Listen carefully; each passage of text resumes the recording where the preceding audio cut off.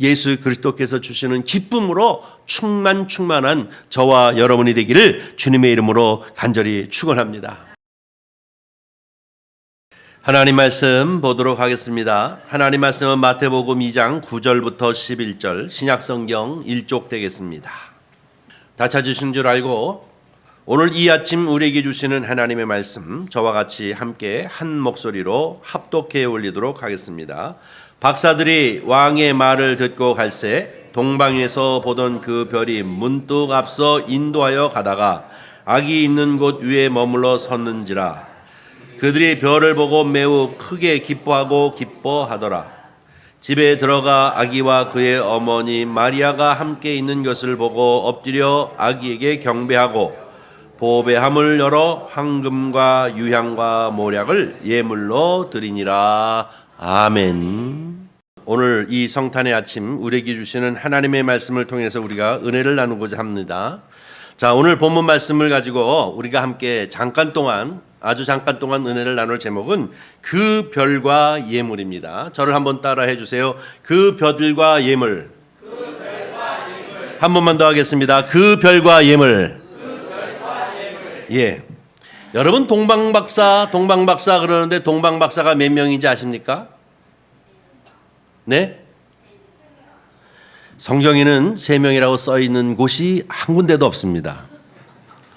그러면 왜 동방박사가 3명이라고 생각합니까? 선물이 셋이기 때문에 그런데 4명이 와서 선물 3개만 내고 가도 되잖아요. 주고 가도 되잖아요. 그죠? 그래서 옛날에는 찬송가 우리가 가지고 있는 찬송가 116장에 보면 옛날 찬송가는 뭐라고 얘기하냐면 동방박사 3사람 귀한 예물 가지고 이렇게 얘기했는데 이게 시비거리가 돼서 개역개정판에 이 찬송가는 그 가사를 바꿨습니다. 동방박사들이 귀한 선물 가지고 이렇게 바뀌었습니다. 동방박사는 사실 3명인지 4명인지 아니면 5명인지 6명인지는 우리 잘 모릅니다. 그런데 우리가 동방박사가 3사람이겠다라고 생각하는 이유는 뭐냐면 선물이 3개였기 때문에 최소한 3명이지 않았겠나 하는 생각을 하죠. 여러분 이 동방박사라고 하는 사람들이 어떤 사람입니까? 이 사람들이 무슨 PhD를 가진 사람들은 사실 아니고 점성술가입니다. 별을 연구하면서 이 별을 통해 가지고 이제 나라의 국운들을 생각하는 그런 사람들이었습니다. 특별히 페르시아 제국이 중심으로 되어져서 이 점성술이 상당히 많이 발전되어 있었다고 합니다. 그래서 나라의 흥망성쇠가 어떻게 될 것인지를 별을 보면서 점을 쳤고 또 그런가 하면 영웅이 태어날 것을 갖다가 이제 이 별을 보면서 이 세상에 큰 영웅이 날 거다라고 하는 것을 점을 치던 그런 사람들이었다고 합니다. 그런데 어느 날 하늘에 아주 이상한 별 하나가 떴습니다. 이 별을 떠서 이상하다라고 저것을 관측하고 있는데 그 별은 관측하기가 참 힘들었어요. 왜냐하면 이상한 별이 하나가 딱 떠 있는 것으로 끝나면 모르겠는데 이 별이 자꾸 움직이는 거예요. 그래서 그 별이 움직이는 것을 향해서 자꾸 이제 따라가고 하던 그러한 이제 별이었습니다. 그 어느 때의 별보다도 상당히 다른 별이었습니다. 전혀 수준이 다른 그런 별이었기 때문에 포기할 수 없어서 그들은 자꾸 별이 움직이는 곳으로 또 따라가 보고 해서 온 것이 바로 여러분 오늘 본문 말씀에 우리가 함께 읽었던 베들레헴이었던 것을 볼 수가 있습니다. 오늘 이 성탄의 아침 동방박사가 이 별을 따라오는 이런 모습을 통해서 저와 여러분은 바로 우리 별이신 예수 그리스도를 우리가 따라가야 되겠다라고 하는 마음으로 오늘 이 본문 말씀을 통해서 함께 은혜를 나누고자 합니다. 오늘 본문 말씀의 제일 첫 번째 보니까 그들이 별을 따라갔다라고 이렇게 표현하고 있는데요. 9절에 보니까 이렇게 얘기합니다. 그 별이 문득 앞서 인도하여 가다가라고 표기하는데요. 지금 동방박사들이 별을 이끌고 간 것이 아니라 동방박사들이 누구에게 이끌려서 지금 가는 겁니까? 별에 이끌려서 별이 가는 대로 자꾸 그것을 관측하면서 자, 희한하다. 저 별이 어디에 머무를 것인가? 그 고을에 무슨 일이 일어날 것인가 하는 것이 궁금해서 자꾸 따라가는 그런 입장이 있었습니다. 그런데 성경을 보니까 이 별은 누구를 상징하고 있냐면 예수 그리스도를 상징하고 있습니다. 이 예수 그리스도를 따라간다고 하는 것은 너무나도 우리 인생에 있어서 중요한 것입니다. 이 예수 그리스도를 늘 앞에 두고 예수님께서 우리를 인도하시는 대로 이렇게 따라가다 보면 주님의 인도하심을 받아 큰 은혜와 축복을 받게 되어지는 줄 믿습니다. 그런데 가만히 돌아보면 우리의 신앙생활 하는 사람들은 두 가지 유형으로 나타나요. 하나는 예수님이 앞서가시고 별이 되셔서 앞서가시면 그것을 잘 따라가는 사람들이 있는가 하면 예수님으로 하여금 나를 따라오라 이러는 분들이 있다고요. 여러분은 어디에 속합니까? 내가 다 정해놓고 내가 다 계획해놓고 예수님 꼭 이 문제를 해결해 주셔야 됩니다. 안 해주시면 안 됩니다. 아시죠? 하고 막 이러면서 공갈 협박형 이제 성도들이 있어요. 그런데 여러분, 우리의 신앙이라고 하는 것은 뭐 두말할 것 없어요. 또 얘기하고 할 것 없어요. 우리 신앙은 누구냐? 예수님을 따라가는 것이 우리의 신앙인 줄 믿습니다. 동방박사가 바로 이 아기 예수의 탄생하는 그 자리에 이르기까지 포기하지 아니하고 바로 그 별을 앞세워서 또 따라가고 또 따라간 것처럼 저와 여러분도 예수 그리스도만을 따라가며 그 말씀 앞에 순종하는 자세를 가지고 살아가는 저와 여러분이 되기를 주님의 이름으로 간절히 축원합니다. 바로 이 별보다 앞서면 길을 잃어버려요. 인생의 길을 잃어버리고 허망함에 빠져버리고 많은 경우가 참 많이 있습니다. 며칠 전에는 우리나라도 이제 65세 이상 되어지신 분들이 참 많다고 그래가지고 뭐 창인가 거기서 보니까 이 65세를 살아가는 사람들의 그 삶의 여러 가지 어려운 문제들을 쭉 소개하고 있는데 열심히 30대, 40대, 50대 이렇게 열심히 살다가 그만 길을 잃어버려가지고 헤매이다가 결국은 마지막에 아주 힘든 인생을 살아가는 이런 모습들에 이 어르신들을 이렇게 비추어주는 것을 이렇게 보면서 단 한치라도 우리가 길을 잃어버려서는 아니 되겠구나 하는 생각을 하게 되어졌습니다. 사랑하는 성도 여러분, 오늘 이 동방박사가 저 페르시아에서부터 시작해가지고 이스라엘 이 예루살렘 밑에 있는 이 베들레헴까지 또 관측하고 오직 별을 앞세워 그 별을 앞질러 간 것이 아니라 앞세워 뒤를 계속 따라와서 아기 예수의 탄생 사실을 그들이 목도한 것처럼 저와 여러분의 인생은 오직 예수를 앞세워 예수님만을 따라가는 순종하는 삶을 살아가는 저와 여러분이 되어지기를 주님의 이름으로 간절히 축원합니다. 예수님보다 앞질러 가다가 별을 잃어버린 사람들을 혹자는 뭐라고 얘기하냐면 별 볼 일 없는 사람 이렇게 얘기해요. 별 볼 일 없는 사람이잖아요. 별을 놓쳐버렸으니까. 그럼 별만 열심히 따라온 사람들은 어떤 사람일까요? 별 볼 일 있는 사람이야? 그렇게 쉬우면 내가 왜 물어봤겠어요? 특별한 사람입니다. 네. 여러분은 특별한 사람이 되시기를 바랍니다. 오늘 본문 말씀을 통해서 또 두 번째는 무엇이냐면 그 별이 멈추는 것에 멈췄습니다. 그 별이 가는 곳에는 갔고 그 별이 멈추는 것에 멈췄음을 얘기하고 있어요. 오늘 본문 말씀 9절에도 얘기하고 있죠. 문득 앞에 인도하여 가다가도 얘기하고 머물러 서 있는지라 라고 이렇게 표현하고 있는 것을 볼 수가 있습니다. 바로 별이라고 하는 것은 갈 적에 같이 따라가고 이제 머무르면은 같이 머무르는 그러한 자세를 가지고 살아가는 것이 성도의 삶인 줄 우리는 분명히 믿습니다. 앞질러서도 안 되고 뒤쳐져서도 안 되고 열심히 따라가다가 그 별이 멈추는 것에 멈춰야 그것에 예수 그리스도의 탄생의 기쁨을 함께 나눌 수 있게 되어지는 줄 믿습니다.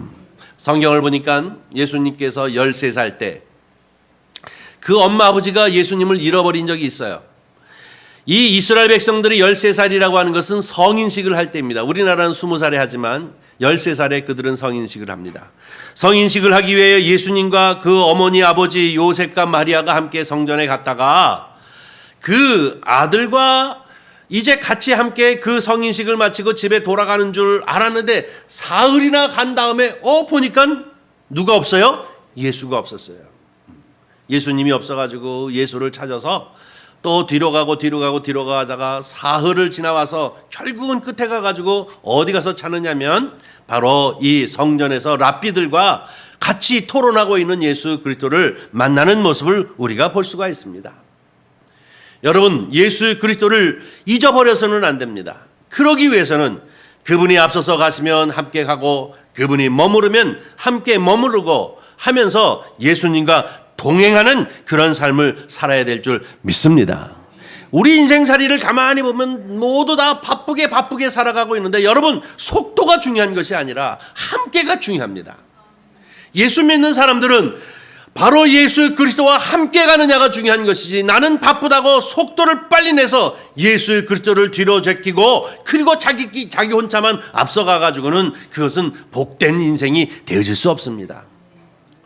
인생살이를 살아보면 이게 무슨 말인지를 알게 되어질 것이에요. 사랑하는 성도 여러분, 저와 여러분은 정말로 속도만 내세워서 앞서가는 것이 아니라 예수 그리스도와 함께 늘 동행하면서 그분이 가실 때 함께 가고 그분이 머무르실 때 함께 머무를 줄 아는 지혜를 갖는 그런 성도님들이 되시기를 주님의 이름으로 간절히 축원합니다. 계시록 2장 4절 5절 말씀을 우리 한번 읽어보도록 하겠습니다. 다 같이 함께 읽겠습니다. 시작.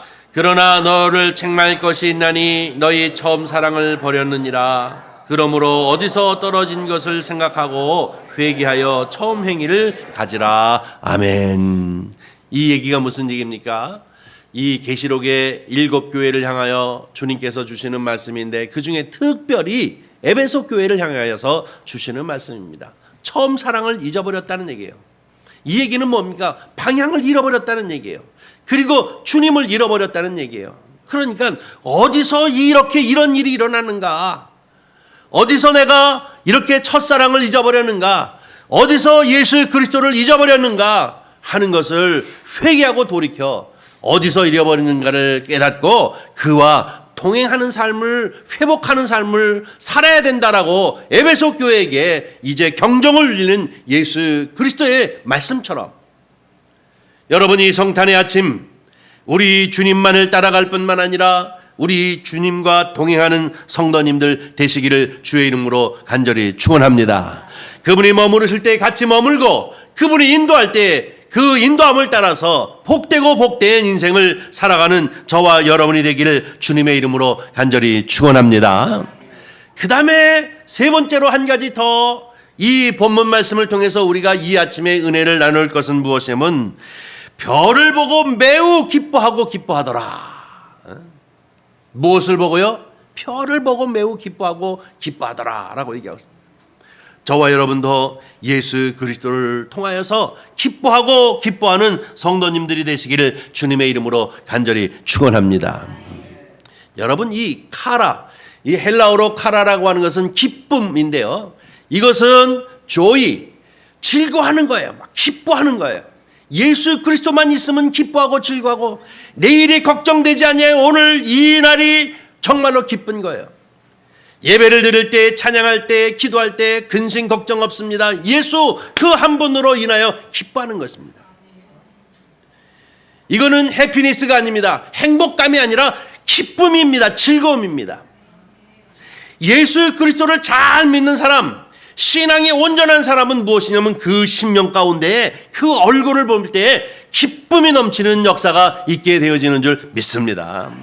기도할 때도 기쁨이 넘칩니다. 또 봉사할 때도 기쁨이 넘칩니다. 하나님을 찬양할 때도 기쁨이 넘칩니다. 이러한 사람, 바로 이러한 사람들이 어떤 사람입니까? 바로 예수와 동행하는 사람이고 그 별을 통하여 기뻐하는 사람인 줄 믿습니다. 오늘 이렇게 이 아침에 바로 이 동방박사 세 사람이 문득 서 있는 그 별을 발견하고 기뻐하는 것처럼 예수 그리스도로 언제나 기쁨이 넘치시는 저와 여러분이 되기를 주님의 이름으로 간절히 축복합니다. 축복합니다. 예수 믿는 사람 기쁨이 넘쳐야 돼요. 얼굴이 훤해야 돼요. 마치 뒤에 무슨 후광이 비치는 것처럼, 달덩이처럼 기쁨이 넘치. 야, 저분만 같으면 나도 예수 믿어야 되겠다 하는 마음을 느낄 정도로 여러분 얼굴이 그냥 환하고 기쁨이 넘치시기를 주님의 이름으로 간절히 축원합니다. 주님이 나와 함께 하시는데, 주님이 이끄시면 내가 같이 가고, 주님이 머무르시면 나도 머물고, 주님이 나와 동행하시는데 언제나 주님만을 생각하면 우리에게 어찌 기쁨이 넘치지 아니하겠습니까? 이 동방박사들이 이 별을 보고 머물러 있는 이 별을 발견하고 기뻐하는 것처럼 저와 여러분 마음 가운데 기쁨이 넘치시기를 주의 이름으로 간절히 축원합니다. 예수 그리스도를 잃어버린 사람은 그 마음 가운데 근심과 슬픔이 넘치게 되어집니다. 그러나 예수 그리스도가 그 마음 가운데 동행하고 그 마음 가운데 함께하는 사람들에게는 언제나 기쁨이 넘칠 줄 믿습니다. 염려, 근심, 걱정 없습니다. 이제 또 우리가 새해를 맞이하여 2024년을 살 터인데, 이 2024년 또 한 해를 넉넉히 이기며 살 수 있는 것은 오직 예수 그리스도를 앞세워서 그분과 함께 동행하며 그분을 볼 때마다 늘 기쁨이 넘치는 성도가 되어질 적에 바로 승리하고 기쁨이 넘치는 축복된 한 해가 되어질 줄 믿습니다. 저와 여러분은 이 성탄의 아침에 바로 이렇게 동방박사처럼 오직 별이신 예수 그리스도와 동행하는 특별한 은혜가 저와 여러분 가운데 넘치시기를 주님의 이름으로 간절히 축원합니다. 성경에 보니까 예수님을 잃어버리면 늘 슬픔이 생기게 되어지지만 예수님이 함께 하시면 기쁨이 넘칩니다. 요한복음 21장 5절 7절 한번 보겠습니다. 위로에 21장 5절 7절 우리 한번 읽어보겠습니다. 예수께서 이르시되 얘들아 너희에게 고기가 있느냐 대답하되 없나이다. 이르시되 그물을 배 오른편에 던지라 그리하면 잡으리라 하시니 이에 던졌더니 고기가 많아 그물을 들 수 없더라. 예수의 사랑하시는 그 제자가 베드로에게 이르되 주님이시라 하니 시몬 베드로가 벗고 있다가 주님이라 하는 말을 듣고 겉옷을 두른 후에 바다로 뛰어 내리더라. 아멘. 이 말이 무슨 얘기인지 압니까? 요한복음 21장이면 마지막 장이잖아요. 예수님께서 제자를 부르실 때도 이러한 기적을 보이셨어요. 깊은 데 가서 그물을 던지라 그랬더니 밤이 맞도록 고기를 하나도 못 거둬들였던 이들이 예수님의 말씀을 의지하여서 깊은 곳에 가서 그물을 던졌더니 엄청난 물고기가 잡히게 되어져서 친구들을 불러다가 이것을 나누어 가지고 건져냈던 사실을 경험합니다. 그리고 난 다음에 주님께서 베드로에게 너 사람 낚는 어부에게 나를 따르라 라고 그러지 않았습니까? 근데 이와 똑같은 일이 여기 지금 또 21장에 소개되어진단 말이에요. 이때는 어느 때입니까? 예수님께서 십자가에 달려 죽으시고 이제 무덤가에 가셨습니다. 제자들은 이제 예수님이 십자가에 달려 죽으셨으니 우리는 다 실패다. 코가 이만큼 대빨 내려왔어요. 예수님과 같이 다닐 때는 얼마나 신바람이 났을까요? 귀신이 내어쫓임을 당하고 안진뱅이가 일어나고 눈먼자가 보이고 야 신바람 난다. 예수님만 쫓아다니게 되면 나도 저런 능력을 갖게 되어지고 그러면 사람들이 나를 인정할 거야 하고 얼마나 신바람이 났겠어요. 그런데 그분이 십자가에 달려 죽으셨어요. 평상시에 내가 저 예루살렘에 올라가서 고통을 당할 것이다. 그리고 고난당하고 죽을 것이다 하는 말에 대해서 그다지 마음에 이제 담아두지 않았는데 정말 그런 일이 일어났어요. 여러분이 아시다시피 그 제자들이 너무너무 실망해가지고 돌아간 것이 어딥니까? 고향으로 간 거예요. 고향. 갈릴리 고기 잡던 그곳. 예수님을 열심히 쫓아다녔던 고기 잡는 모든 어구를 다 집어던지고 배를 집어던지고 예수님을 따라갔는데 예수님이 십자가에 달려 죽으시는 그 결과 때문에 결국은 그들은 완전히 코가 대짜나 빠져가지고 이제 우리는 끝장났다. 신바람나게 고향으로 간 것이 아닙니다. 이제 끝이구나 하고 고향을 갔습니다. 그리고 그들은 늘 했던 습관대로 어떻게 합니까? 고깃배를 띄워가지고 고기를 잡으려고 밤이 맞도록 그물을 던졌는데 내 마음이 아니야. 던져도 고기도 안 잡히고 이래도 고기가 안 잡혀요. 그런데 오늘 본문 말씀, 저와 여러분이 함께 읽었던 말씀이 무엇입니까? 어떤 분이 딱 나타나가지고 얘들아, 니들 고기 좀 잡았느냐? 하나도 못 잡았습니다. 그 옆으로 한번 던져봐라. 오른쪽으로 그물을 던져봐라. 그냥 던져봤는데 어떻게 해요? 고기가 엄청 잡혔어요. 그 순간 머리에 쫙 하고 떠오르는 게 있었어요. 누가 떠올를까요? 그때 예수님이 이런 일을 한번 하셨는데 이게 뭐냐? 그리고 여기 지금 뭐라고 얘기하냐면 사랑하는 제자라고 하는데 이 요한복음을 쓰고 있는 이 요한은 항상 자기를 사랑하는 제자라고 표현했는데요. 사랑하는 제자가 다시 말해서 사도 요한이 이 요한복음을 기록하고 있는 사도 요한이 누구에게 지금 얘기하는 거야? 야, 베드로에게 야, 주신다.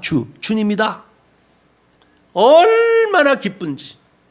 베드로가 옷을 벗고 있다가 그만 옷을 주섬주섬 입고 쫓아내려가는데 배가 아직 그 해안에 정박하기도 전에 물 위를 뛰어서 쫓아내려가지고 주님 앞에 가는 모습이 오늘 지금 나타나 있는 5절부터 7절 말씀입니다.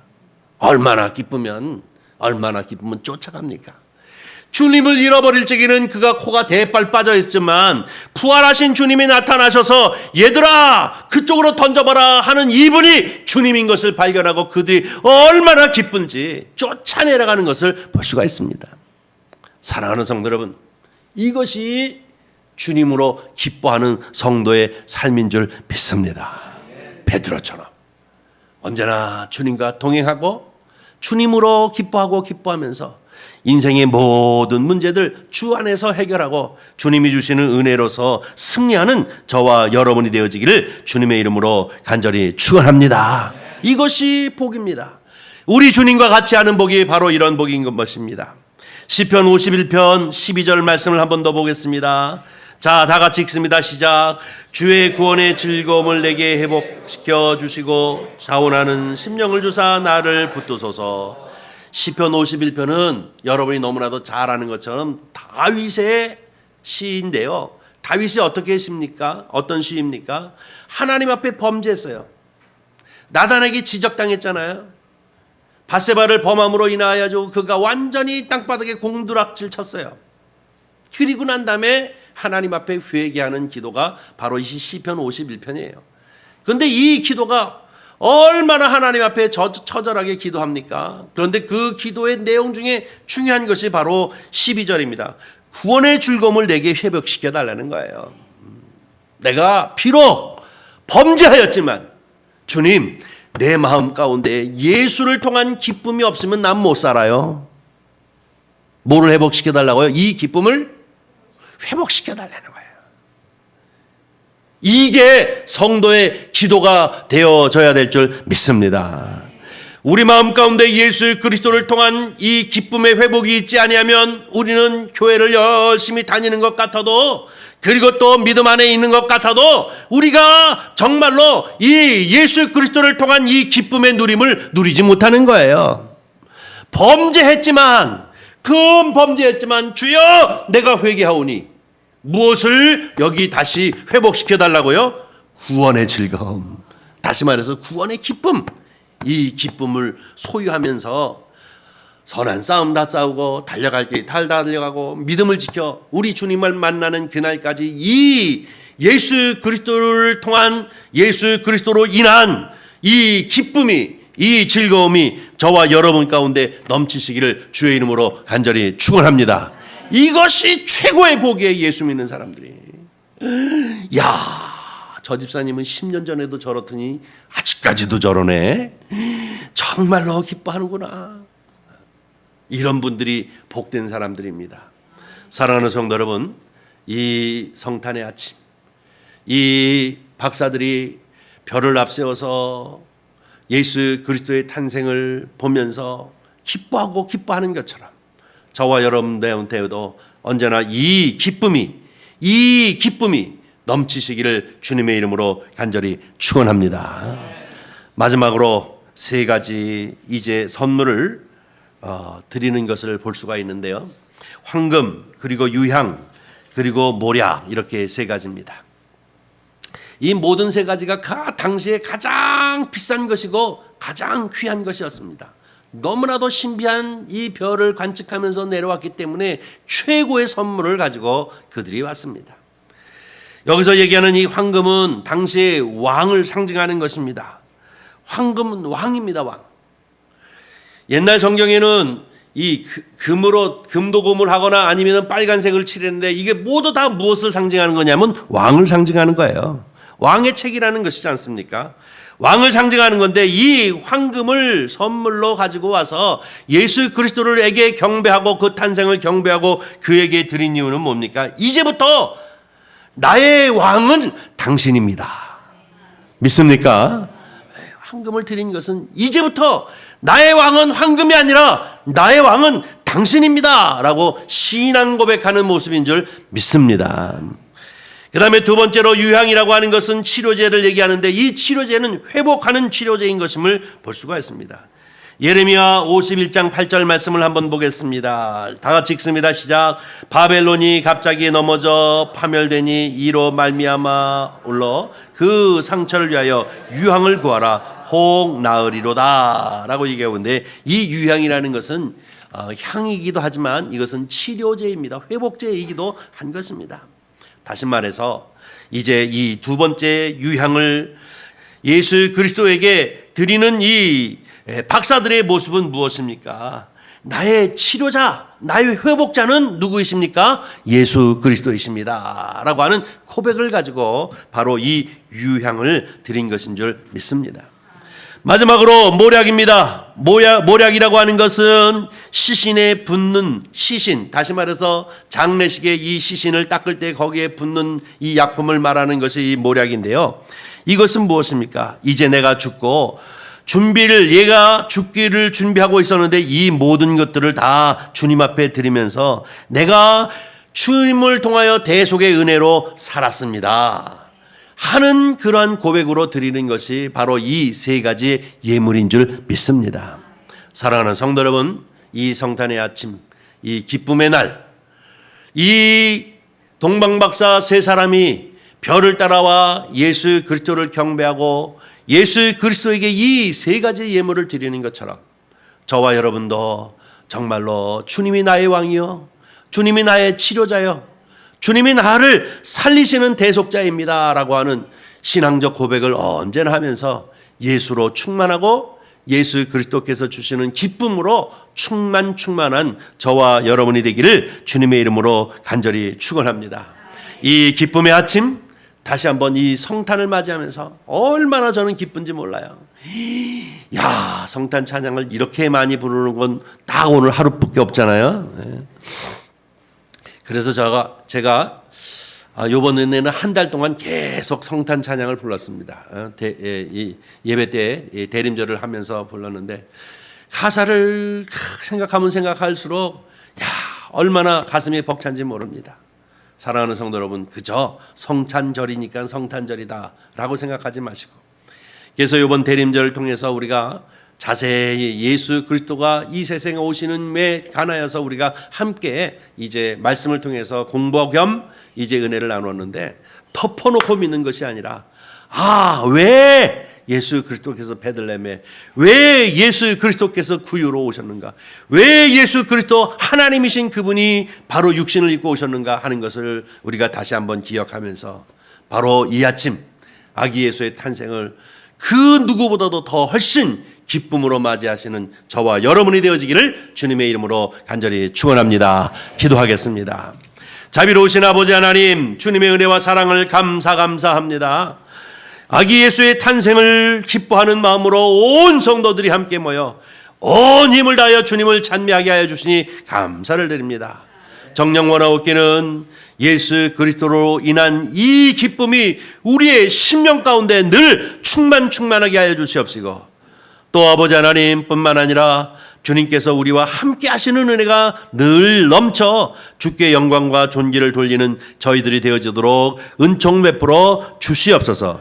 주께서 함께하여 주시옵시기를 간절히 바라옵고 나오며 우리 구주 예수님의 이름으로 기도하옵나이다. 아멘.